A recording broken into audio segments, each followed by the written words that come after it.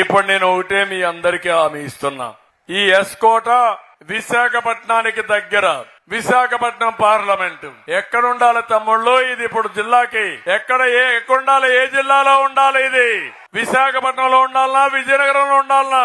విశాఖపట్నం కావాలని వాళ్ళు చేలు పైకి ఎత్తండి. అయ్యా బొత్స, మీ ఫ్యామిలీని తీసుకొచ్చి ఇక్కడ పెట్టావే నువ్వు. ఇక్కడ శృంగవరపు కోటను తీసుకుపోయి డ్రామాలాడి ప్రజాభిప్రాయం కాకుండా ప్రజాభిష్టానికి వ్యతిరేకంగా నువ్వు పెట్టావు. ఇక్కడికి వచ్చి కథలాడుతున్నావు. అందుకే నేను చెప్తున్నా, నేను వచ్చిన వెంటనే శృంగవరపు కోటని విశాఖపట్నం జిల్లాకి చేరుస్తాను. అది జరుగుతుంది, చేయిస్తా. ఎందుకంటే విశాఖపట్నం అభివృద్ధి చెందే నగరం. మీరు కూడా ఆ నగరంలో ఉంటే ఒక బ్యాక్వర్డ్ కాన్స్టిట్యున్సీ ఇది.